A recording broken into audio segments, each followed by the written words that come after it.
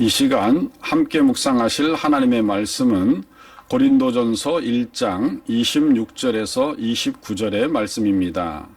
형제들아, 너희를 부르심을 보라.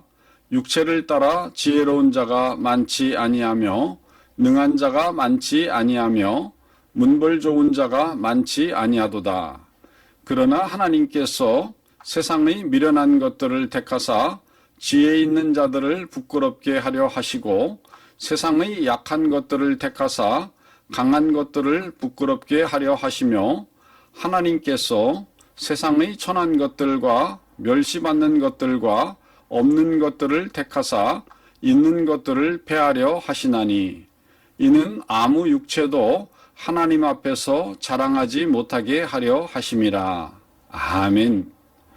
콜린 루터 린 파웰은 미국의 군인이며 정치인으로 그는 최초의 아프리카계 미국인 국무장관이었습니다. 또한 파웰은 미국의 국가안보보좌관 및 합참의장을 역임한 탁월한 인물이었습니다. 파웰은 미국 뉴욕에서 자메이카 이민자 부모 밑에서 태어나 뉴욕의 사우스 브롱스에서 자랐고 뉴욕시 공립학교에서 교육을 받았으며 뉴욕 시립대학에서 지질학 학사 학위를 받았습니다.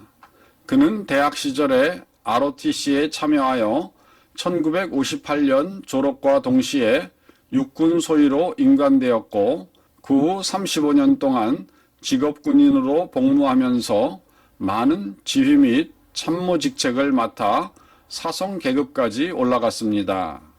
그리고 파웰은 52살인 1989년 10월부터 1999년 9월까지 미 국방부의 최고 군사 직책인 합참의장으로 복무하면서 이 기간 동안 파나마 침공과 이라크와의 전쟁에서 벌인 사막의 폭풍 작전을 포함하여 28개의 크고 작은 위기들을 관리 감독했습니다. 그리고 파웰은 64세 때인 2001년 조지 부시 대통령 밑에서 국무장관을 지냈습니다. 그리고 파웰은 미국 및 외국에서 수많은 상과 훈장들을 수상했는데 미국 대통령 자유훈장을 2회나 수상했고 의회 금메달, 대통령 시민메달 등을 수상하였습니다. 그리고 2021년 10월 혈액암 치료를 받다가 84세의 나이에 코로나19의 합병증으로 사망했습니다. 어린 시절 파웰은 철저한 뉴욕 내기로서 흑인가에서도 가장 험하다는 사우스 브롱스의 제52 공립중학교 출신이었습니다. 그러기에 파웰은 미국의 도시 문제와 그 속에서 자라고 있는 아이들에 대하여 누구보다도 잘 알고 있었습니다. 그것은 파웰 자신이 범죄와 알코올과 마약, 폭행과 가난의 그림자 속에서 자라났기 때문입니다. 한 번은 제52 공립중학교의 사회과목 교사인 커 여사가 6학년 학생들에게 선배 졸업생인 파웰 장군께 편지 쓰기를 제안했습니다. 그리고 이렇게 10여 통의 편지를 모은 그녀는 파웰에게 편지를 붙였습니다. 그랬더니 뜻밖에도 친필 회답이 왔습니다. 파웰 장군이 모교 중학생들에게 쓴 편지에는 이런 말이 들어 있었습니다. 너희 교실에 앉은 친구들을 둘러보아라. 나는 장담한다. 너는 지금 판사와 변호사와 의사와 장군과 영화배우와 과학자와 그 밖의 유명한 장래의 미국인들을 보고 있다. 너는 충분히 나와 같은 사람이 될 수 있다. 나는 너희들을 지켜볼 것이다. 절대로 학교를 중퇴하지 말고 끝까지 붙어 있어라. 열심히 공부하여 미래를 준비하여라. 이런 편지 왕래가 동기가 되어 6학년 아이들은 워싱턴의 파웰 장군의 사무실을 방문할 수 있는 좋은 기회를 얻게 되었습니다. 이때 인솔교사였던 커 여사는 이렇게 소감을 말했습니다. 파웰 장군과 교실을 연결해 본 것은 효과적이었습니다. 아이들의 생각과 수업 태도가 달라졌습니다. 불행한 환경과 악조건 속에서도 훌륭한 인물이 될 수 있다는 희망을 갖게 된 것입니다.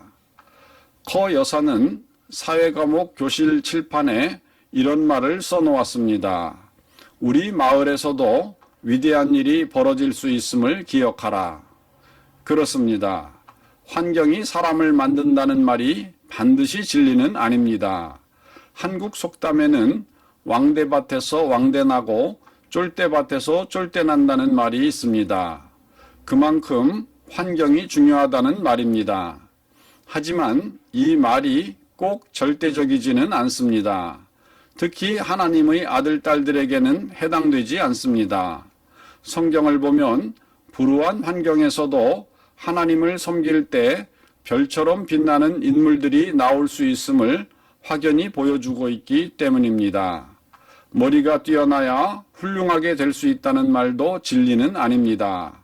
파웰 장군은 중학교 때부터 대학 때까지 언제나 중간 정도의 성적이었기 때문에 파웰은 대학 시절에 평균 C학점의 학생으로 불리웠을 정도였습니다.